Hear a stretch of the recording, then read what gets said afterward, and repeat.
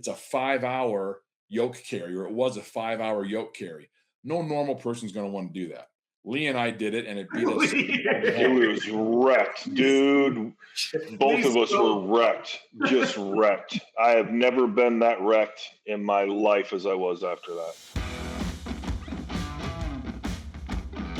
3, 2, 1. Welcome to another episode of Strong Personalities. This is your host, Yanni Baird. Today, we are here to talk about the Veteran Strongman Association with the Executive Director, Mike Lohman, and U.S. Army Veteran and Treasurer, Lee Woody. Gentlemen, thank you so much for joining us today on Strong Personalities. How y'all feeling today? Thank you for having us. Good. Thanks for having us, too. All right. So real quick, this is a brand new program. Can y'all give our audience just the basic background and goal for the Veteran Strongman Association? Yep. So I'll say this. This whole idea got cooked up and was half-baked about 5 years ago. And it actually kind of started around the time that I was writing the book Mastering Strongman with Ken McClellan. And I was like, look, I can't do both of these things. I got to focus on one. So I focused on getting the book finished first, but then, put much more effort and attention and prioritized this nonprofit organization.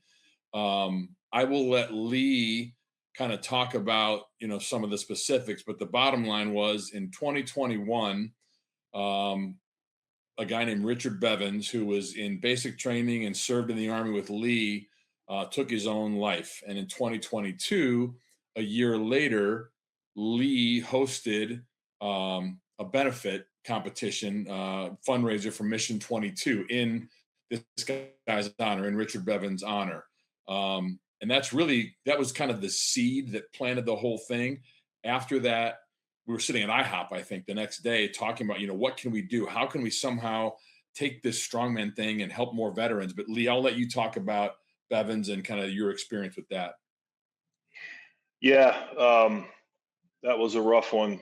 You hear the adage every day, we lose 22 veterans a day to suicide. And, I spent 4 years in the Army with Bevins. And, it's one of those things that you think, well, I get it, feel bad. But, it's never reached close to me. And then it did. Right. So it took the breath out of me for a long time, still takes the breath out of me occasionally now. I was choked up with Mike just talking last week about it. Bevins is a great dude. I think back to the days in the Army, and we were both stationed in a mech infantry unit in Fort Irwin, California. And I think it was 1988-ish, maybe fall of 87. And we were on a night mission, and the tank that I was in had a brand new driver right out of basic training in AIT, and it was a night mission, zero loom, couldn't see anything, and the driver miscalculated a turn and actually flipped the tank over with all of us in it. And it just so happens that Bevins was riding parallel to us and actually saw. So if you can imagine, you're in the pitch dark, it's a 50-ton tank screaming down 45 miles an hour. And we've got chem lights on the back of the tank. So you can see the guy in front of you. And Bevins actually just watched the chem light turn over and knew we had flipped over. So he stopped, and tank's upside down. We're all pinned inside. Comms are out, couldn't call for help. And Bevins actually crawled underneath the tank and jumped up through a hatch to make sure that we were okay, and ultimately got us out.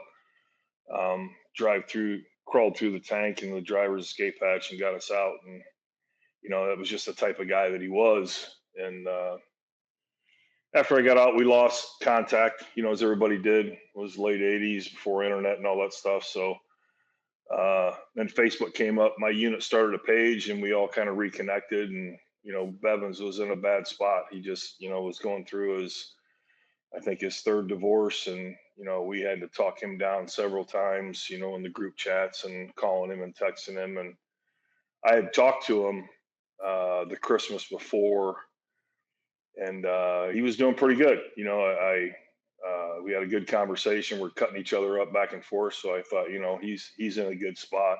Yeah.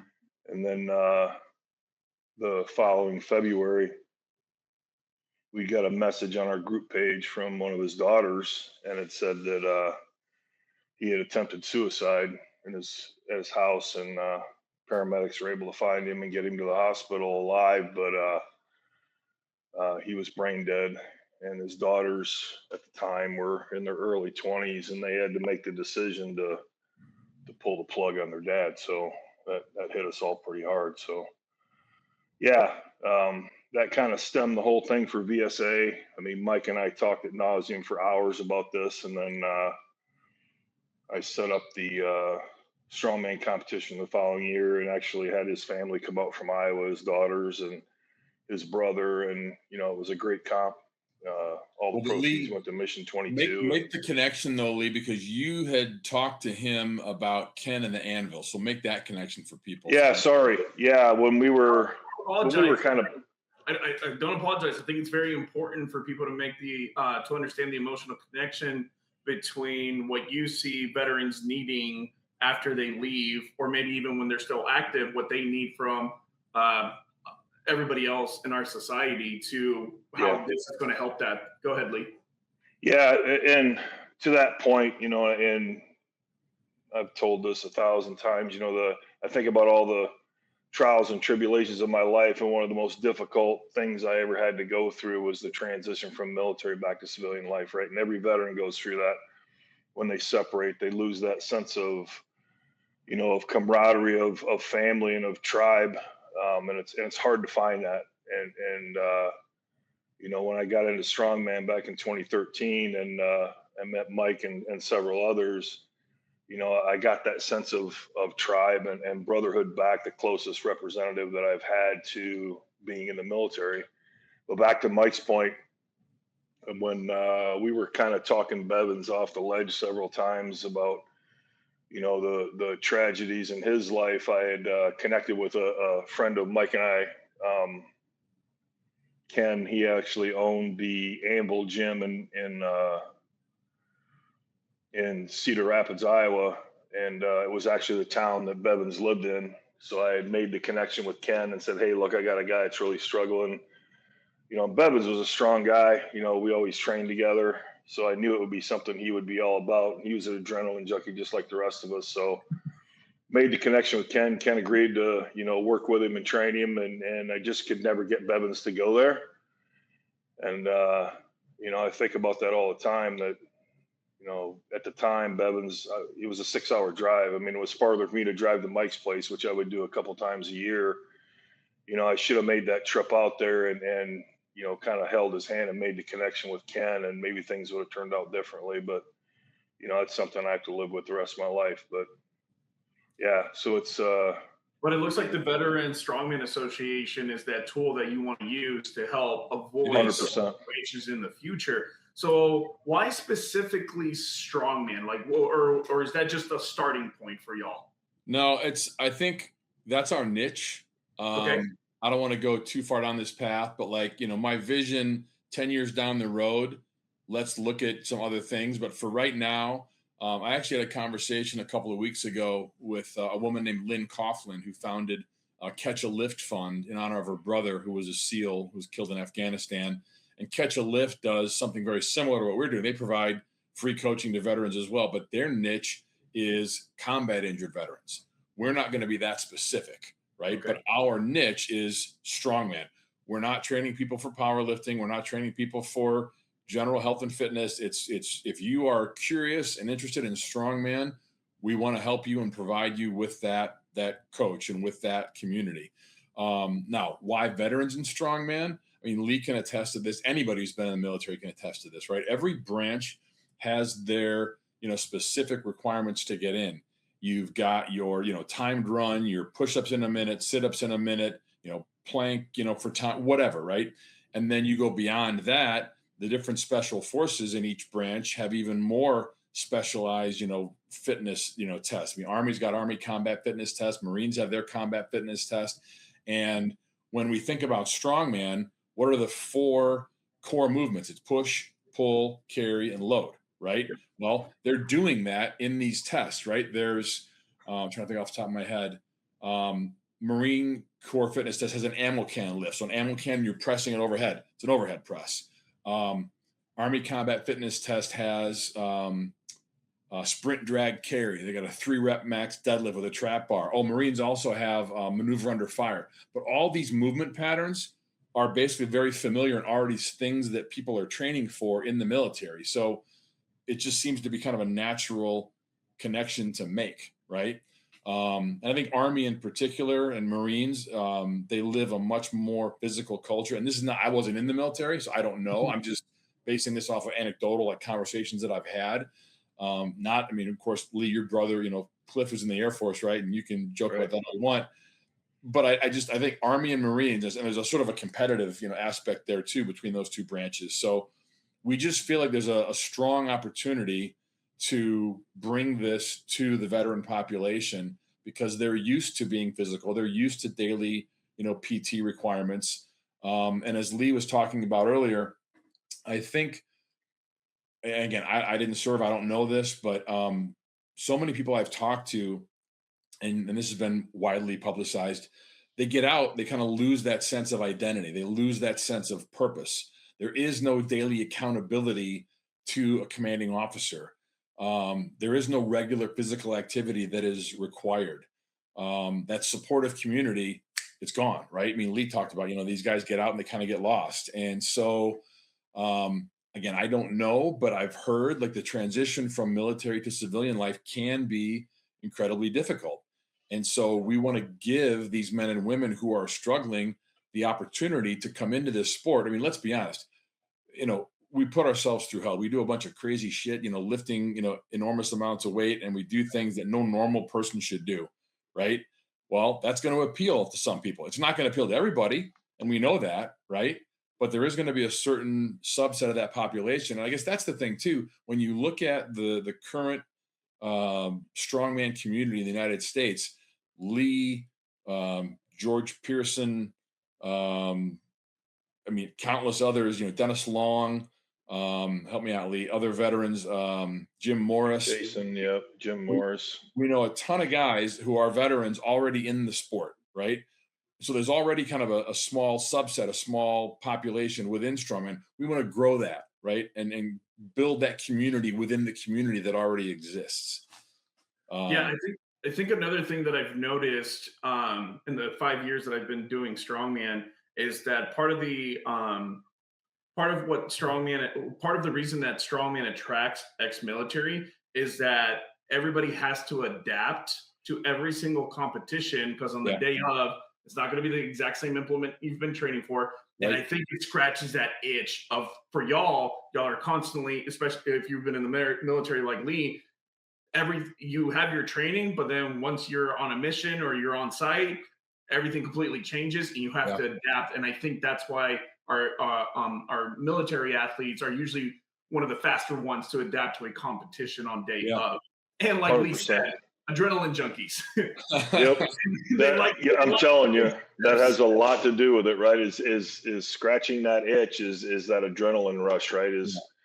Strongman's, very much an extreme sport when you classify it, right? And you look at the crazy stuff that we do. Sure. And that was the appeal for me, right? It's like, I'd go to the gym and train, but when you go out there and you're pulling a 26,000 pound semi and you're doing some of the crazy stuff that you see on TV, it's just, that adrenaline pump and that rush, right? You're scratching that itch. And listen, I don't want to make light of this at all. I mean, strongman is not life and death. There are certain jobs and situations in the military that are life and death, right? That's right. Your life is on the line.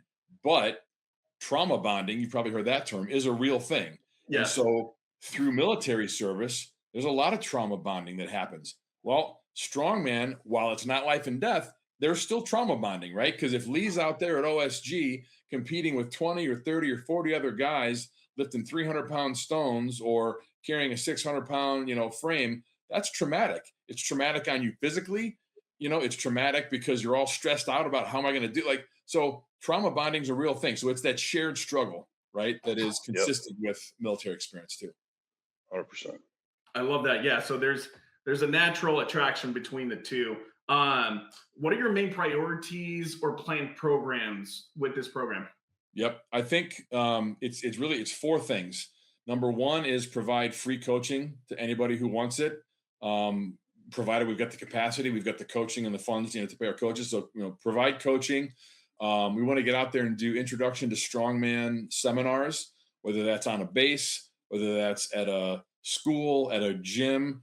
Doesn't even have to be military. We'll just go out and do a seminar for anybody who wants to learn about strongman. Just introduce, these men and women to the sport.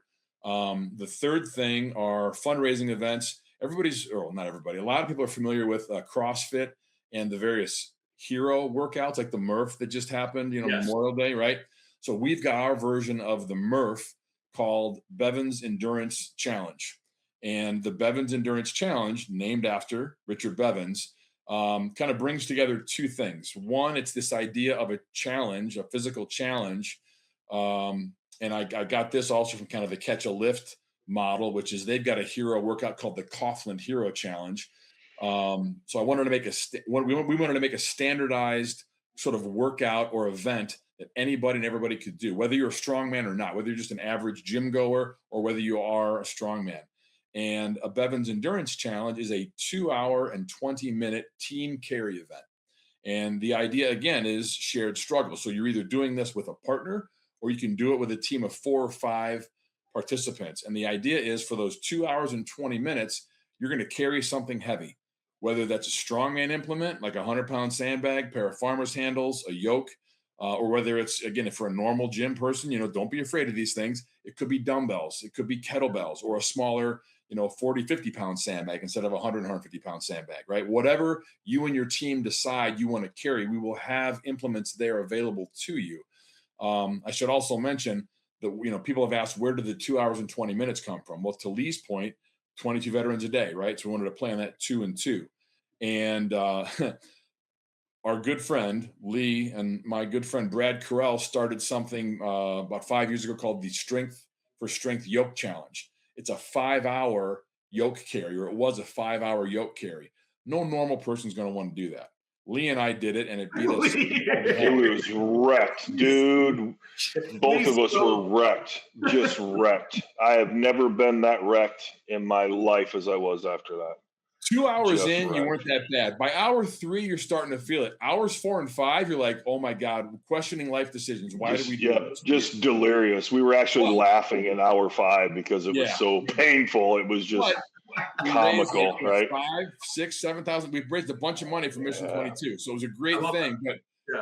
So the Coughlin Hero Challenge, Strength for Strength Yoke Tank, kind of putting those two things together into these Bevins Endurance Challenge fundraisers. And I will say this, right now I've got 3 of them scheduled, one for July 18th, one for October 3rd, and one for November 7th. So all that's on our website. If anybody wants to form a team and participate, the link's there to sign up, go join a team, form a team. And again, that's going to raise funds for the VSA so we can provide the free coaching to veterans. So those are the 3 things. The 4th thing, I want to be very clear about this. We are not in any way, shape, or form trying to become another federation. We're not trying to be USS or Strongman Corp, where we're like sanctioning competitions every weekend. We don't want that, right? Mm-hmm. But we do want to have 2 competitions every year for our members, right? And only for our members, which is also, I should mention, there's 2 types of membership for the VSA, and both are free. There's no cost to join and become a member. We just need your contact information so we can build our mailing list. But there's active membership and there's supporting membership. And the only distinction is that active members are military. Whether you're veteran, whether you're currently serving, whether you're in the reserves, you can be an active member. Supporting members are people like me who did not serve, my wife, my parents, my friends who didn't serve. Like, you can be a supporting member, you're a civilian, right? You're non-military. That's the only difference. And the reason that's important is because when we do have these 2 competitions, it's only eligible for our active members. One of those competitions will be virtual and one will be in person. And the reason we wanted to do that is because let's say we have the in-person competition down in, Georgia, where Lee's at, or we up here in Chicago where I am, right?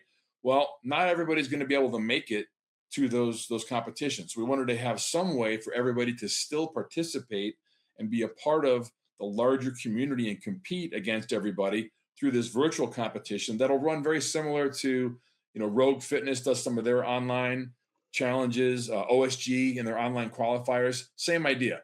We pick a couple of events, people record video, they submit the video, they send it to us, we judge it, and we still have like a leaderboard, and we do, certificates, trophies, medals, whatever. But that way, we're bringing together our veteran athlete community. And the cool thing too is that's just for the active members, but these Bevins Endurance Challenge fundraisers are for anybody. So the veterans can do that and then show up and say, hey man, there's 20, 30 other people here who are civilians, and they're here to support me as well. So warm, fuzzy feelings, hugs all around. So we want to be able to just, again, build that community. As you mentioned, strengthen unity, strengthen community. That's our motto.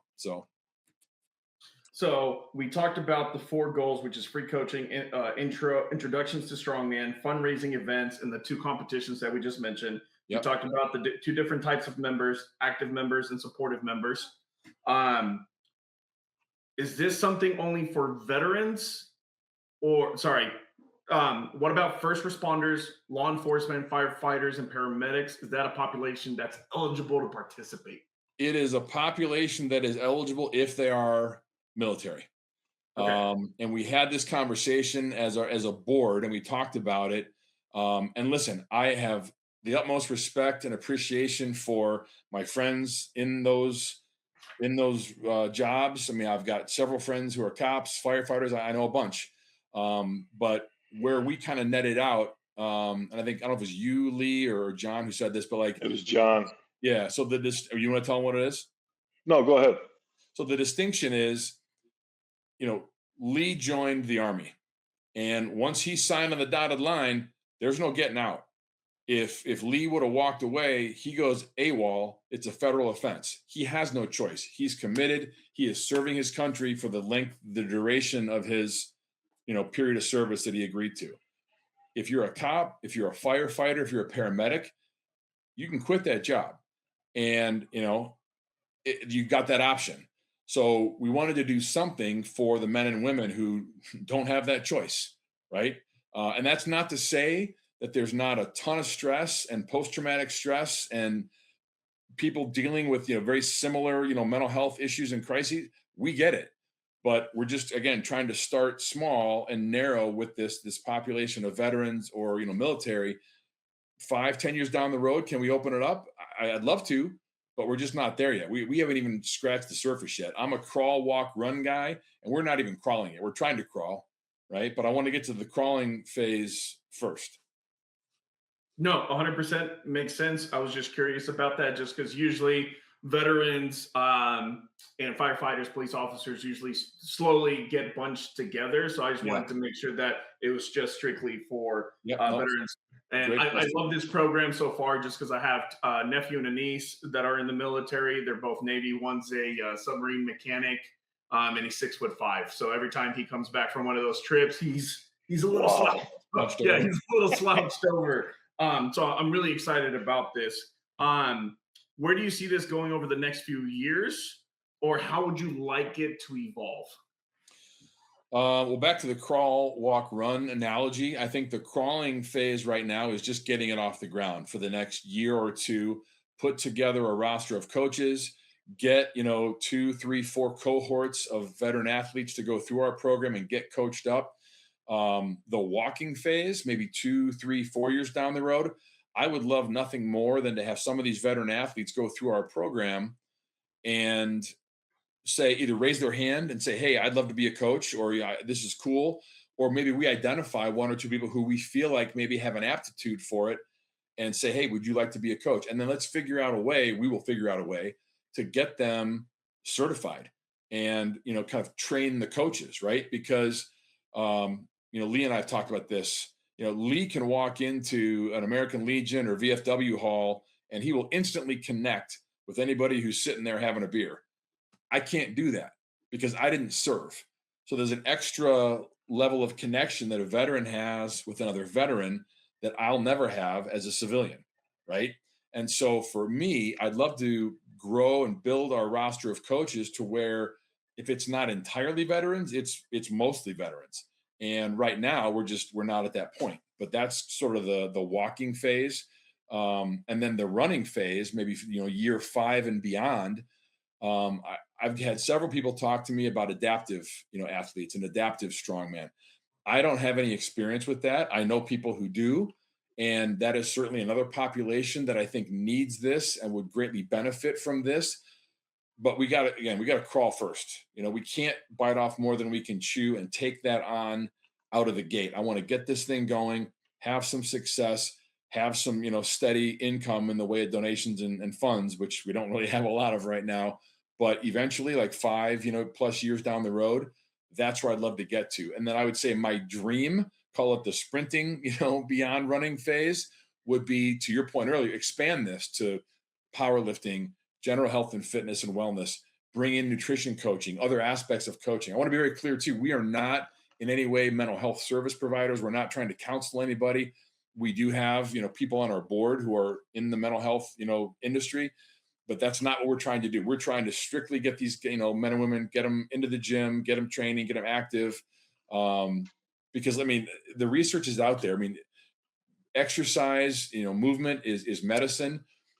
Strength training in particular, adding, muscle mass, it's going to help reduce anxiety, depression, improve sleep quality, build self-esteem, self-confidence, tons of benefits. So that's, sort of the why, but that's our, say, 5 to 10 year vision, crawl, walk, run, sprint. So Lee, I want to jump to you real quick. We've talked about the structure, the goals. Walk me through what you ideally want to see a veteran who's looking at this program. What do you want their path to be? Because I know there's always some hesitation, like you said, trying to be getting back into, everyday society. It's difficult. What are some of the struggles you see veterans looking at when they want to get introduced to the Veterans Strongman Association, and what do you think will make this path easier to join? Yeah, sure. Going back to when I was talking about when I separated from the Army, and then that you're going from an environment, and literally within 24 hours, you're going from an environment where your day is structured. You're working with a team of people that you are used to working with, eating with, sleeping with, doing everything with, and having a structure to your day that is defined for you, and you're just following orders and you're moving forward, right? And literally within 24 hours, now you're in the civilian world where everybody's disorganized, nobody has any agenda or plan, and you're looking for that sense of tribe, right? I think that's what I miss the most. And then I think about, every time I go in the gym, I am training for the next competition. In my mind, that's what drives me to go to the gym every single day, is that I'm in the gym competing against myself, getting my body stronger for the next competition. And I think it's that, the analogy that I use is, what we're trying to attract to veterans is finding that new mission, right? Now that you're in the civilian world, what's your next mission? Well, if you adopt strongman and get into strongman training and strongman competing, you're starting to fill that void with a very conglomerate, like-minded group of people that are above that and about that same mission. That's what I see the attraction for veterans. Why when Mike and I were dreaming this thing up is, how do we do that, especially for the people that are struggling, right? For most of us, yourself included, when you go to the gym, that's your sanctuary, right? That's the time I get to think, where I can let out my frustrations and kind of get away from life a little bit when I'm training. And then competing is just the reward for doing that adrenaline rush, that whole thing, right? That to me is the attraction for veterans wanting to get into this organization is, how do you find your way? They may be interested in strongman, but how do I start, right? What do I do? Well, Veteran Strongman Association gives you that path. We'll connect you with a coach. We'll get you, into a gym, training these implements and getting you on that path and connecting you with this community of people that's going to get you off top dead center and get you back on a new mission.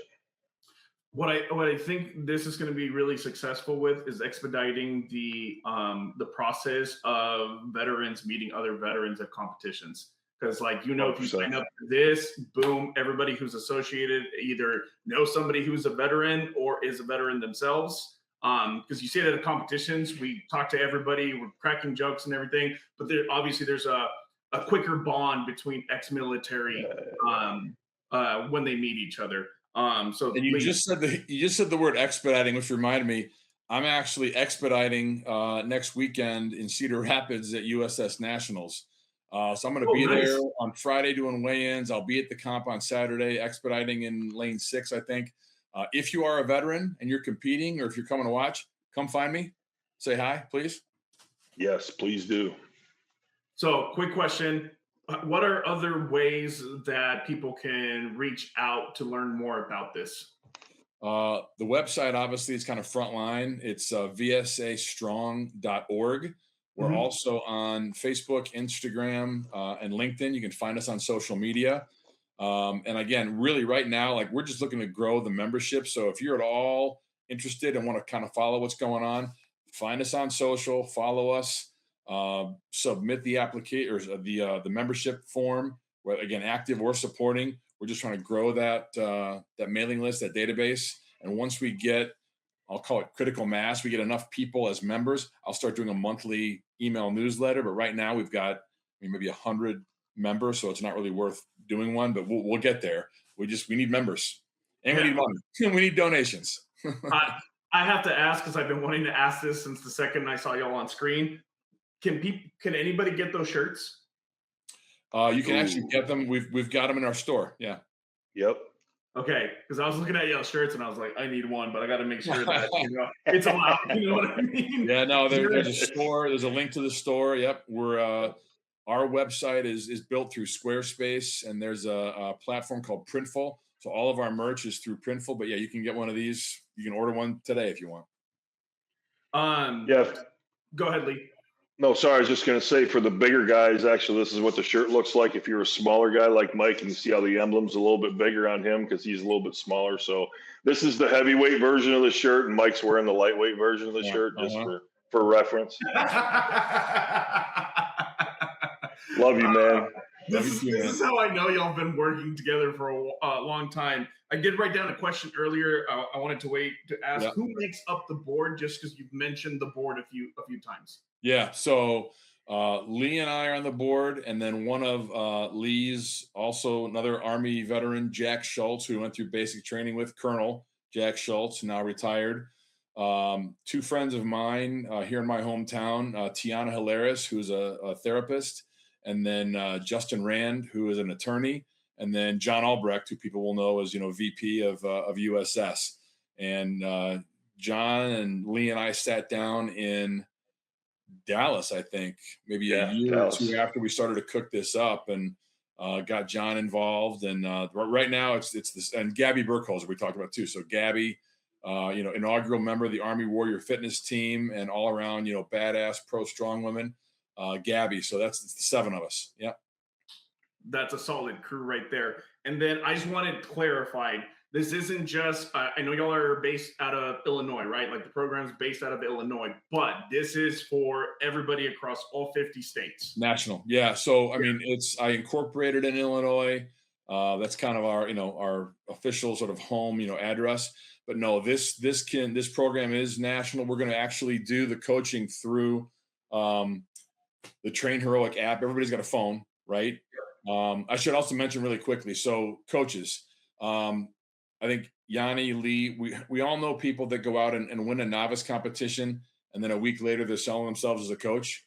I don't begrudge anybody the right or the need to make a living. Go for it, right? I'm not passing judgment, but for us, we've got some pretty strict requirements to be a coach for the VSA. Number one, you've got to be certified from an accredited institution. So whether that's a 2-year degree, 4-year degree in kinesiology, exercise science, whatever, or maybe you've got a certification from NSCA, ISSA, NASM, whatever. You have to be able to prove that you are a certified personal trainer, strength conditioning coach, not just somebody who won a competition and decided to be a coach. Number two, you have to agree to use the Train Heroic app. I've actually been talking with Chad Coy about a partnership with Parisi Speed School because they use the Train Heroic app. Third thing is, because we're dealing with veterans who are potentially in crisis, every coach has to get a certification called Mental Health Resilience Officer, which is offered through the National Association of EMTs. We're going to reimburse our coaches for that. It's like $100, like an 8-hour online course. That way we know that our coaches have a basic level of understanding how to deal with somebody who may be in crisis. You got to have your own insurance. You have to carry your own insurance as a trainer or coach. And then we've got a code of conduct, which you can read right now today on our website. You have to agree to abide by the code of conduct, all coaches. And then the last piece is we're going to do a basic criminal history, background check, because we just can't afford to have anybody who's a convicted felon or registered sex offender or any one of a number of other issues. We don't want to go there. So you have to agree that you're going to submit to a background check. Well, it looks like the Veteran Strongman Association has a strong foundation being built.